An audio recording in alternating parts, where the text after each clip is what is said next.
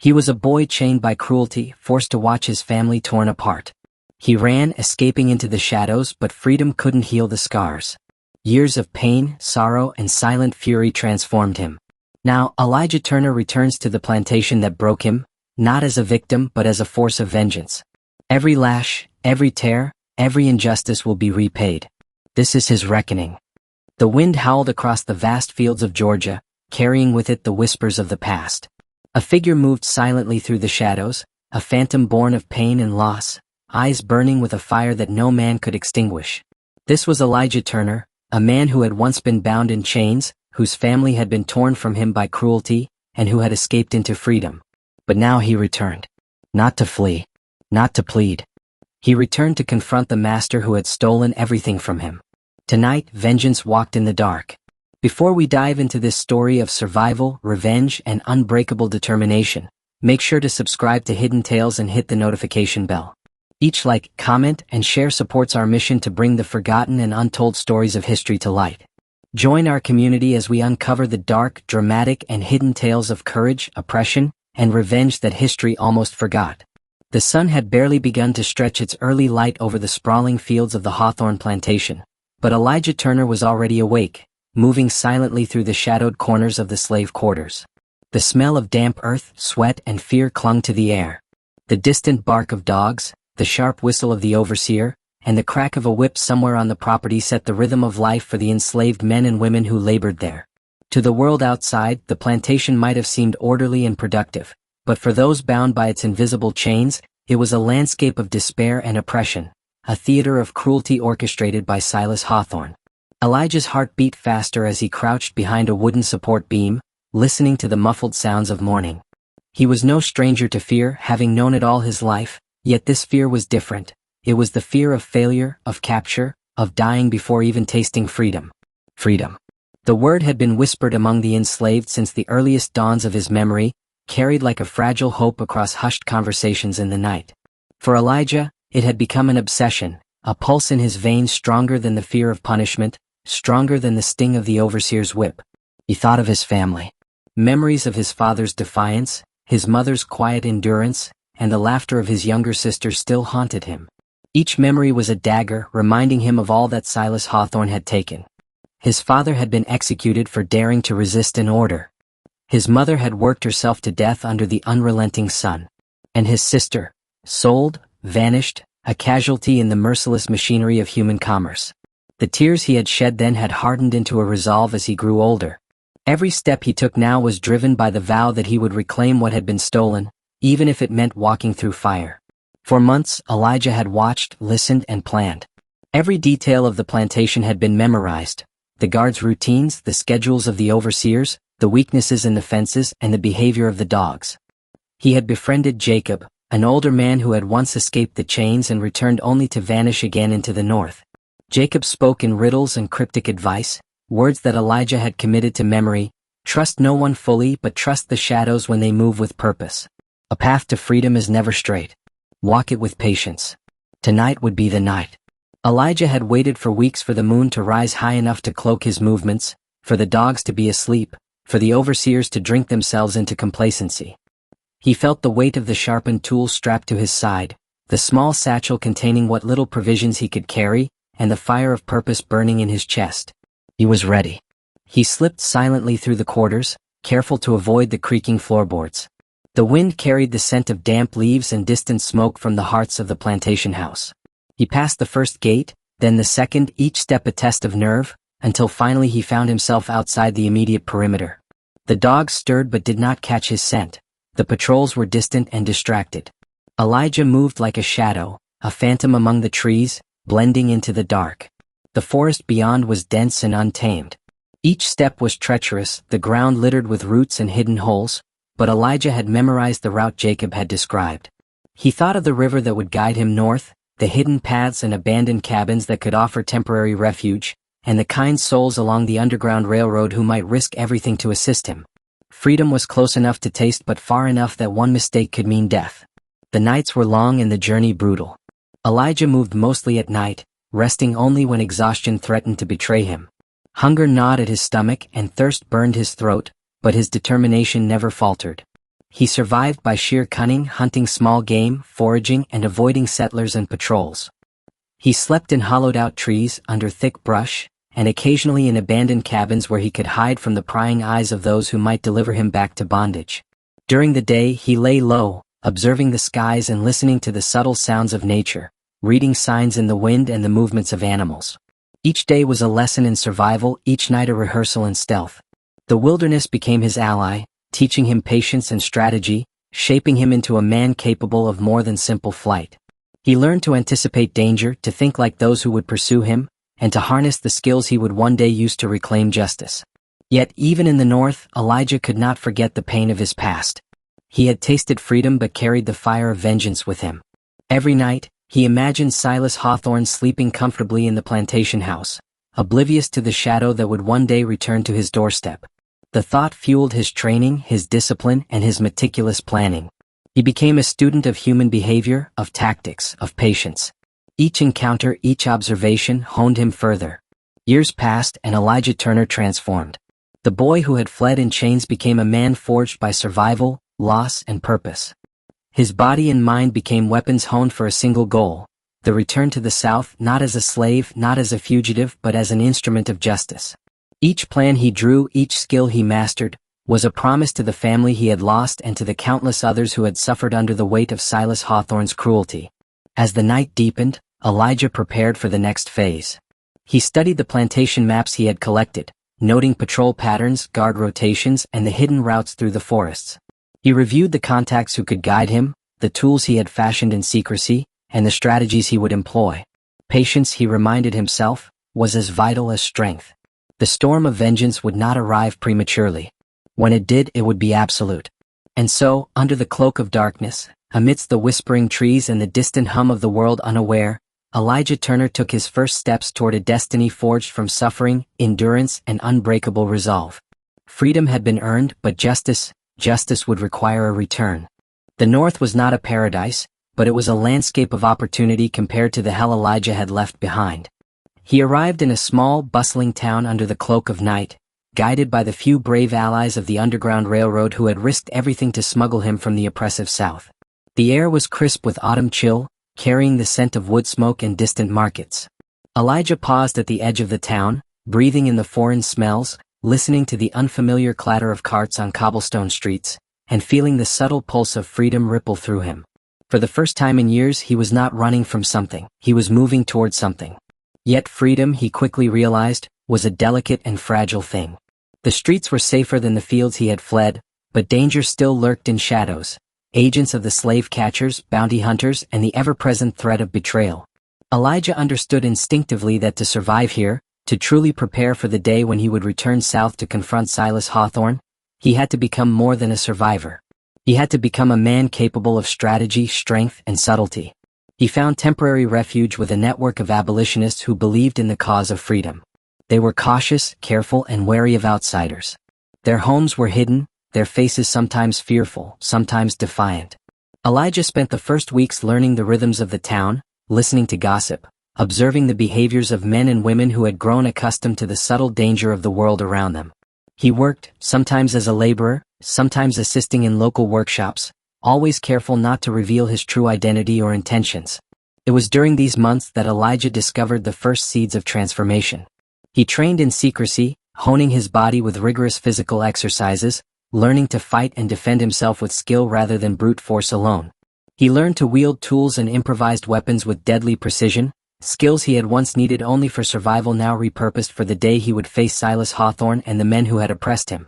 Every morning before the town awoke, he would run along the riverbanks, building endurance. Every night, he would practice silently in shadowed alleyways, testing his strength, reflexes, and mental resilience. Yet physical training alone was not enough. Elijah immersed himself in the study of human behavior. He observed merchants, lawmen, and townsfolk, learning how pride, greed, and fear could be manipulated. He studied strategy, reading borrowed books and listening to debates in secretive rooms where men discussed battles, revolutions, and political maneuvers. Each lesson, each observation was another tool in his arsenal. He would not rely on chance or brute force when the day came to return to the South. He would rely on cunning, planning, and patience honed to perfection. As Elijah's skills grew, so too did his inner fire. He recalled the faces of his family, the father struck down for defiance, the mother who endured years of relentless toil, the sister who had been ripped from their lives. These memories were not chains to weigh him down but fuel for his transformation. He learned to channel his grief, his rage, and his longing into determination. Every exercise, every lesson, every quiet moment of reflection was preparation for the reckoning he would bring to the plantation that had once enslaved him. Despite his focus, loneliness was a constant companion. Elijah had left the familiar cruelty of the South, but he had also left any connection to the people he had loved. His allies were few and trust was always measured, always tentative. Some nights, he would walk along the river, gazing at the dark waters reflecting the moonlight, and speak aloud to the ghosts of his family. He made promises to them, not in the empty hope of altering fate, but as solemn vows that one day justice would be done. "I will not fail," he whispered into the night. "I will return. I will make it right." Over the years, Elijah's patience was tested repeatedly. There were bounty hunters in the north, men and women who would have returned him to bondage for a price. He encountered prejudice even in supposed free lands, the subtle weight of suspicion and disdain that reminded him that freedom was not yet universal. Each challenge became an opportunity. He learned to move unnoticed, to blend into crowds, to speak only when necessary. His mind became as honed as his body, capable of planning long journeys, assessing risks, and calculating outcomes.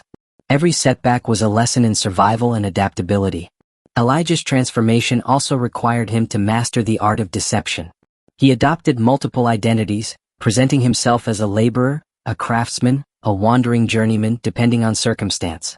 Each persona was carefully crafted, with its own mannerisms, speech, and habits.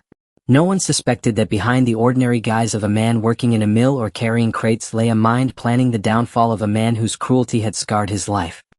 He learned that patience was as vital as strength. The reckoning could not come too soon, for haste would destroy everything he had built. In quiet moments, Elijah also reflected on morality. Could vengeance be justified?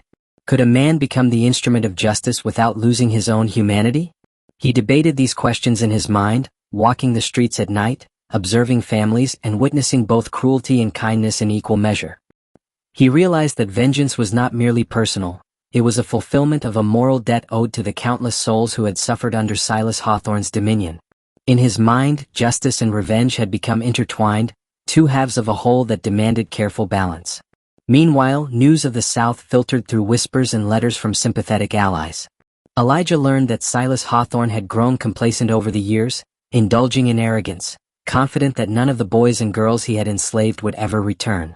The plantation guards had aged, the overseers grown careless, and the sense of fear that had once kept the enslaved in line had dulled with time. These reports only fueled Elijah's resolve. He knew that the moment to return must be carefully chosen, when the plantation's arrogance created opportunity, when Silas's confidence would blind him to the danger that stalked the shadows. By the 5th year of his self-imposed exile, Elijah had become a master of survival, strategy, and patience. He could move through forests unnoticed, read the movements of men like an open book, and plan complex operations with meticulous precision. But above all, he had transformed mentally. His grief had become determination, his rage had become strategy, and his longing for family had become an unbreakable purpose. Elijah Turner was no longer the boy who had fled in chains. He was a man forged by years of hardship, trained by necessity and sharpened by vengeance. And yet he waited. For years, he had learned that timing was as vital as strength, and that one false move could cost not only his life but the lives of those he sought to protect. He studied maps, marked secret routes, and revisited accounts of the plantation he had memorized in childhood. Every detail of Silas Hawthorne's estate, every guard rotation, every hidden path, was committed to memory. The reckoning would not be reckless, it would be perfect. As Elijah gazed northward toward the distant horizon, he envisioned the day he would return. He saw himself standing once more on the soil that had been both home and prison, not as a victim but as a force of nature, carrying with him the weight of justice and the fury of a lifetime denied. He had become patient, cunning, and lethal. The South would remember his name. And when that day arrived, Silas Hawthorne would confront the full measure of his cruelty reflected back upon him. Elijah Turner's journey in the North had been more than survival, it had been a transformation. He had become a man who could navigate the perils of freedom, who could manipulate circumstance, who could endure the physical and emotional trials necessary to return to the South as an agent of justice. Every hardship, every lesson, every scar was a stepping stone to the moment of reckoning that awaited him. The boy who had run in fear had vanished. The man who would return in purpose was unstoppable. And so, under the cloak of anonymity, amidst the streets and forests of the North, Elijah Turner prepared for a return that would shake the foundations of a plantation, challenge the arrogance of a tyrant, and deliver vengeance decades in the making. The escape had saved his life. The transformation had forged him into a weapon. And now, the time to reclaim justice and honor the memory of his lost family was drawing near. The journey south was a shadowed path, a labyrinth of forests, rivers, and silent towns that stretched like a gauntlet between Elijah Turner and the land of his childhood. Years in the North had honed his mind, body, and spirit, yet as he approached the border of the South, a quiet tension gripped him. The air felt heavier, charged with memories and danger. Every step forward was measured, deliberate, calculated, for he knew that one misstep could mean death, or worse, the end of all hope for justice. Elijah had prepared meticulously. Maps of plantations, detailed reports of patrol routes, and the faint whispers of locals willing to risk their safety were all committed to memory. Each step was a lesson in patience.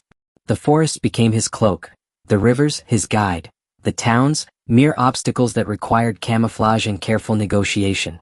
At night, he observed from shadows, memorizing the movements of men, noting the smell of smoke, the pattern of lanterns, and the cadence of horses' hooves. By day, he remained hidden, resting only when the heat of the sun and the glare of prying eyes made movement impossible. Crossing into Georgia, the familiar scent of pine and clay stirred memories both bitter and motivating. He remembered the fields he had once labored in, the laughter of a sister stolen from him, and the oppressive presence of Silas Hawthorne. Each recollection hardened his resolve. The plantation's boundaries were no longer a prison, they were a target. Every tree, fence, and shadow would become part of the stage upon which he would exact his long-anticipated revenge. Elijah moved with precision. He adopted disguises, altering his appearance and mannerisms to blend seamlessly with itinerant workers and travelers. He observed the local townsfolk, noting their habits, their alliances, and their suspicions. Some eyed him warily, but none could discern the tempest that lay beneath his calm exterior. He was learning to be a ghost, a phantom whose presence was fleeting, whose purpose was invisible until revealed in decisive action. The closer he drew to the Hawthorne Plantation, the sharper his senses became. He could almost hear the creak of the main gates, the bark of the dogs, the sharp commands of the overseers. He envisioned the faces of the men who had once struck terror into the enslaved, now unaware that the boy they had dismissed was returning as a calculated force of reckoning. Every detail mattered: the angle of the fences, the placement of lanterns, the routine of Silas himself. Elijah's mind moved like a chess master, plotting every move, anticipating every countermove.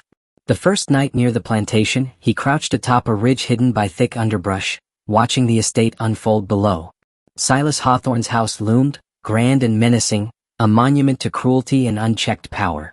Guards patrolled lazily, confident in the safety of their domain. The dogs were chained, their barks distant but predictable. Elijah noted every detail, every flaw, and every opportunity. A single slip could ruin everything. But he did not hesitate. His patience, cultivated over years, was now his greatest weapon. To infiltrate the plantation, Elijah relied not on force but on deception. He observed the workers, noting the changes since his youth. Many faces were unfamiliar. New overseers had replaced old ones, but the architecture of fear remained the same. He memorized the rhythms, the routines, and the weak points in the estate's defenses. Occasionally he tested the waters, approaching as a laborer or a wandering traveler, gauging reactions, planting seeds of trust, and gathering information. Every encounter was a rehearsal, every glance a probe, every silence a calculated risk. At night, he ventured closer to the main house, mapping escape routes, noting hidden corridors, and cataloging the behavior of Silas Hawthorne himself. The man's arrogance was evident. He had grown complacent, relying on the reputation of his estate rather than vigilance. Guards slept lightly, drinking heavily, or leaving lapses that Elijah cataloged meticulously. The plantation, once a fortress of fear, was now vulnerable. The tools of strategy and patience he had honed in the North had prepared him for this precise moment. But as Elijah drew nearer to his ultimate goal, he faced more than physical dangers. The weight of anticipation, the fire of vengeance, and the memories of lost family pressed upon him like a storm. Could he maintain focus, balance morality with justice, and act with precision when the moment arrived?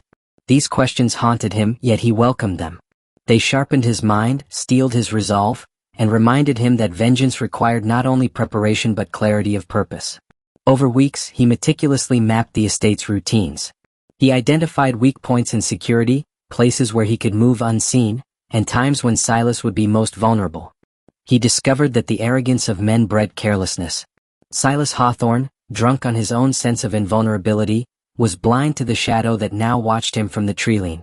Elijah catalogued every route, every guard rotation, and every potential ally he could subtly influence. His plan was no longer a simple act of revenge. It had evolved into a strategic masterpiece, honed by years of observation, training, and experience. During this period, he also prepared for the psychological battle. He needed to strike fear into Silas, to confront the man who had destroyed his family with a presence that could not be ignored. Every movement, every gesture, every confrontation would be calculated to maximize impact. Elijah practiced silently, rehearsing conversations and confrontations in the shadows, refining his expressions, his tone, and his strategy. This mental preparation was as vital as his physical readiness. The closer the day of reckoning approached, the more intense his observations became. Elijah moved under cover of darkness, silently, like a wraith. He avoided detection, blending with the night. The forest, once a refuge, now became his stage. He tracked patterns, predicted behavior, and refined his plan until it was nearly flawless. Each element of his strategy accounted for contingency, deception, and timing. He was ready to return, not as a fugitive, not as a boy, but as an unstoppable force of justice. On the eve of his first act within the plantation's bounds, Elijah paused atop a ridge overlooking the estate. The lights in the main house flickered, the lanterns in the yards glowed faintly, and the air was heavy with tension. He breathed deeply, centering himself, recalling the lessons of the North, the skills he had learned, and the fire that had carried him across years of preparation. The moment was imminent. His heart beat steadily, his mind clear, his purpose unshakable. He was poised to confront Silas Hawthorne, to reclaim the dignity stolen from his family, and to execute vengeance that had been decades in the making. Elijah Turner had returned. Not as a slave, not as a boy fleeing chains, but as a man shaped by survival, strategy, and the unyielding pursuit of justice. The South would soon witness a reckoning it had long deserved, a storm of calculated fury that would leave nothing unchanged. The shadows had a new master now, and his name was Elijah Turner. The night was thick with mist as Elijah Turner moved silently through the shadows of the Hawthorne Plantation. Years of preparation had culminated in this single night, and every nerve, every muscle, every thought was focused on precision and timing. The air smelled of wet earth and the faint tang of smoke from distant lanterns. The sounds of the plantation at rest, the murmur of guards, the occasional bark of a dog, the distant creak of gates, were a symphony of opportunity to him. Elijah had waited for this moment for more than a decade. Now it had arrived. He crouched atop a ridge overlooking the main house, memorizing each detail one final time. Silas Hawthorne, fattened and arrogant, reclined in his chair by the fire, oblivious to the shadow lurking within his domain. The guards, many of them aging or distracted by comfort and indulgence, patrolled lazily. The dogs slept chained near the stables, their senses dulled by repetition. Every element of the plantation's defenses had been catalogued, every weakness identified, every contingency accounted for. Elijah descended into the tree-line, moving like a ghost among the shadows. His clothing, dark and form-fitting, blended seamlessly with the night. The sharpened tool at his side was ready, the small satchel containing his provisions and prepared implements of his plan secure.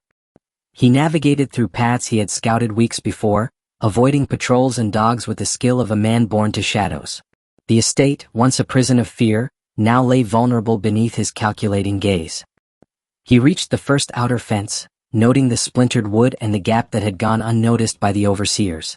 Carefully he slipped through, testing the metal clasps and the weaknesses in the structure. A guard's shadow passed by, an unwitting sentinel whose path had already been predicted. Elijah froze, then moved on, silent as wind, his mind perfectly attuned to every movement around him. Inside the outer courtyard, he paused, surveying the estate in its entirety. The main house loomed ahead, its windows glowing with faint light. Lanterns swung gently in the night breeze, casting shadows that danced across the walls. Each detail had been memorized: guard rotations, sleeping quarters, staircases, hidden passages. Elijah's plan was as intricate as it was deadly. One misstep and all would be lost. But he did not hesitate. Patience had brought him this far. Action now was the final piece. The first guards were dealt with quietly and efficiently. A well-timed strike, a soft muffled thud, and the path was cleared. Elijah moved swiftly through the courtyard, avoiding the dogs and reaching the perimeter of the main house. The mansion, once a symbol of oppression, now stood as the stage for Silas Hawthorne's reckoning. He approached the house through shadows, scaling a low wall to reach a second-floor window. Every movement had been rehearsed. Every breath was controlled. Inside, the house was silent, the servants asleep, the air heavy with complacency. Elijah navigated the hallways, moving toward Silas's study where the man had spent countless nights gloating over the misery of others. The firelight flickered across polished wood, casting long shadows that seemed almost alive.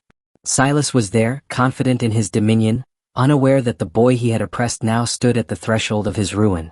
Elijah paused outside the study, listening to the sound of Silas's voice, low and smug as he recounted victories and the supposed loyalty of his men. Every word, every gesture was catalogued, and Elijah's mind worked with precision. The confrontation would not be chaotic. It would be exact, deliberate, and inescapable. He pushed the door open silently, stepping into the light, the sharpened tool in hand, his presence sudden and undeniable. Silas's eyes widened, disbelief and fear flickering across his face. He tried to rise to call for help, but Elijah was already upon him, a force of focused fury. The man who had struck terror into others now found himself cornered, stripped of power by a figure he had long underestimated. Words were exchanged, sharp and charged with history. Elijah's voice was calm, controlled, but each syllable carried the weight of decades of suffering. "Do you remember me?" he asked. "Do you remember what you took?" The room became a theater of struggle. Silas lunged, but Elijah anticipated every move, countering with precision honed over years of training. The sharpened tool found its mark not in anger, but in calculated efficiency, incapacitating the tyrant without unnecessary brutality. Every action was controlled, deliberate, ensuring that Silas understood the consequences of his cruelty. The physical confrontation was only part of the reckoning. The psychological impact was just as devastating. Silas, fatally wounded in his arrogance, now faced the reflection of the terror he had sown upon others, amplified and delivered by the very boy he had once oppressed. Meanwhile, the plantation erupted into chaos. Guards, roused by the commotion, scrambled in confusion. Elijah moved with premeditated swiftness, evading detection, setting minor traps that delayed reinforcements, and leveraging the environment to maintain control. Each step, each action had been rehearsed for maximum impact. He struck only when necessary, ensuring that his vengeance was measured, precise, and symbolic. The confrontation reached its climax as Silas lay weakened, finally realizing the full measure of his misdeeds. His wealth, his authority, his men, none could save him from the consequences of decades of cruelty. Elijah stood over him, the firelight illuminating his determined expression. Justice had been wrought not through chaos, but through meticulous planning, patience, and unwavering resolve. The echoes of the past, the pain of lost family, and the silent screams of years of oppression converged in that single moment. After Silas was incapacitated and the immediate threat neutralized, Elijah moved through the house, securing what needed to be secured and leaving subtle evidence of his presence. The message was clear: tyranny had limits, and those who inflicted suffering would one day face the consequences. Every corner, every room, every detail had been accounted for. He did not linger. The plantation, once a symbol of fear and oppression, had been transformed into the stage of justice. As he exited the main house into the cool night air, Elijah reflected on the journey that had brought him here. The escape, the years of training, the careful study of human behavior, all had culminated in this night of reckoning. He had faced his past, confronted the source of his family's suffering, and acted with purpose, precision, and clarity. The man who had returned was not the same boy who had fled in chains. He was a force of justice shaped by survival, strategy, and the inexorable pursuit of vengeance.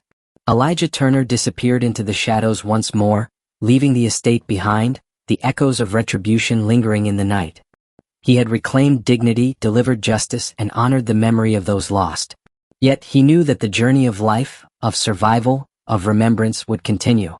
The confrontation had ended, but the lessons and scars of his past would remain, guiding the man he had become. The first rays of dawn crept over the horizon, casting pale light across the Hawthorne Plantation. The estate, once a fortress of oppression and cruelty, now lay quiet in the aftermath of a storm that had been years in the making. Elijah Turner stood at the edge of the treeline, surveying the land that had once been his prison and was now the site of reckoning.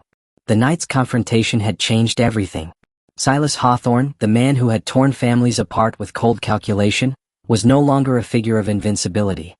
His arrogance had crumbled and justice had been delivered in its place. Elijah allowed himself a moment to breathe. The forest around him seemed alive, whispering secrets in the wind, rustling leaves and gentle applause. The journey that had begun as an escape from chains had evolved into a meticulously planned odyssey of transformation, patience, and ultimate confrontation. He had survived the horrors of slavery, endured years in the North honing his body and mind, and returned with precision to deliver vengeance. Yet as he reflected, he realized that the true measure of his journey was not only the defeat of Silas Hawthorne, it was the reclamation of his own humanity. The aftermath of the confrontation was complex. News spread quickly, carried by whispers of frightened guards and servants who had witnessed the shadow of Elijah's actions. Fear rippled through the plantation like a tide, a stark contrast to the years of unchallenged authority that Silas had commanded. Some guards fled into the surrounding woods, others froze in confusion, unable to comprehend the sudden shift of power. The enslaved people still present, who had witnessed parts of the ordeal from hidden corners, whispered their gratitude and awe. Elijah had not only delivered justice for himself, he had delivered hope for those who had endured the unending cruelty of the Hawthorne regime. As he moved through the estate, Elijah remained a ghost, careful not to be caught in the chaos he had wrought. He left symbolic traces of his presence, ensuring that Silas and his allies understood the consequences of their arrogance. Every action, every subtle mark, every disturbance had been intentional, a reminder that justice had a name and that those who inflicted suffering could not evade it forever. The plantation, steeped in history and memory, would now carry the imprint of a reckoning that would not soon be forgotten. Yet even in the midst of triumph, Elijah confronted the emotional weight of his journey. He had avenged his family, confronted his tormentors, and reclaimed his dignity, but the losses he had endured remained. His sister, sold and lost to the machinations of human cruelty, would never be returned. His parents, struck down before their time, were gone forever. The fire of vengeance had consumed years of his life, yet the echoes of grief persisted. Elijah understood that survival and justice were not the same as restoration. Some wounds, no matter how addressed, could never fully heal. In the quiet moments after the confrontation, Elijah reflected on the moral complexity of his actions. He had planned and executed his vengeance with precision, yet he did not glorify the violence. He understood that justice was not born of anger alone. It required patience, strategy, and clarity of purpose. In striking Silas Hawthorne, he had acted as both witness and arbiter, delivering the consequences of cruelty while retaining control over his own humanity. This reflection brought a deep sense of balance, a recognition that vengeance, while justified, was tempered by wisdom and experience. The journey back through the forest, leaving the plantation behind, was both literal and symbolic. Each step carried him farther from the physical site of oppression and closer to the reclamation of his own life. He moved with intention, aware of the significance of each moment, and mindful of the transformation that had occurred within him. Elijah Turner was no longer the boy who had fled in chains. He was a man forged by suffering, tempered by patience, and sharpened by the pursuit of justice. His freedom was no longer merely survival, it was mastery over the forces that had sought to control him. Along the way, Elijah encountered remnants of the world he had once known, friends and allies who had aided him in the North, emissaries of the Underground Railroad, and those who had survived the plantation's cruelty. These encounters were brief, but each one reinforced the network of resistance and resilience that had supported him throughout his journey. Elijah offered guidance, shared insights, and strengthened the bonds that ensured others could also find freedom, safety, and hope. He understood that his personal journey of vengeance was part of a larger struggle, one that transcended his individual story. In the days following his return, Elijah settled in a quiet, remote area, away from the prying eyes of those who might seek retribution. He reflected on the lessons of his life, the importance of patience, the necessity of strategy, and the moral weight of power. He wrote letters not to be sent, but as a means of understanding and processing the years of hardship and triumph. In his reflections, he honored the memories of those lost, reaffirming the promise he had made to his family, that their suffering would not be forgotten, and that their names would carry the weight of justice delivered. Elijah also contemplated the broader significance of his actions. The plantation system, the cruelty of masters like Silas Hawthorne, and the oppression of countless souls had created a legacy of trauma. By confronting and dismantling the tyranny of one man, Elijah recognized that he had not only achieved personal vengeance but had also struck a symbolic blow against the structures of injustice that had long been assumed invulnerable. His actions were a statement to the world: tyranny has limits, and those who inflict suffering will eventually face the consequences. Despite the satisfaction of justice, Elijah remained vigilant. He understood that the world was filled with new dangers, new forms of oppression, and ongoing struggles for freedom. His life, once defined by flight and vengeance, now required navigation of a more complex moral and social landscape. He dedicated himself to observing, learning, and guiding others, ensuring that the knowledge, skills, and courage he had cultivated would not be lost. Freedom, he realized, was not a final destination, it was a responsibility. In quiet moments, Elijah often returned to the memories of his family. He imagined the laughter of his sister, the guidance of his parents, and the unity they had once shared. These memories were bittersweet, tempered by the pain of loss but softened by the knowledge that he had honored their legacy. Each act of justice, each strategic decision, was a tribute to their memory. In this way, Elijah transformed his grief into purpose, his loss into strength, and his vengeance into legacy. Years later, tales of Elijah Turner circulated quietly among those who had witnessed the consequences of Silas Hawthorne's cruelty. Stories of a shadowy figure, precise and relentless, who delivered justice where it was long overdue, spread through whispers and legend. The man who had once been a boy in chains had become an emblem of courage, patience, and strategic brilliance. His actions were remembered not as acts of mere revenge, but as lessons in resilience, morality, and the relentless pursuit of justice. As Elijah stood atop a ridge overlooking the land he had once fled, he reflected on the journey that had carried him from a boy enslaved to a man who had reclaimed his dignity and delivered justice. He understood that vengeance had been necessary, but that the greater victory lay in the transformation of self, the cultivation of patience, strategy, and moral clarity. He had walked through darkness and returned with purpose, leaving a legacy that could inspire others long after his shadow had faded from the plantation grounds. If you were captivated by Elijah Turner's story, make sure to subscribe to Hidden Tales and hit the notification bell. Every like, comment, and share supports our mission to uncover hidden histories, dramatic stories, and forgotten tales of courage, survival, and justice. Join our community as we continue to bring the past to life, one untold story at a time. Your engagement ensures that these voices and legacies are never forgotten.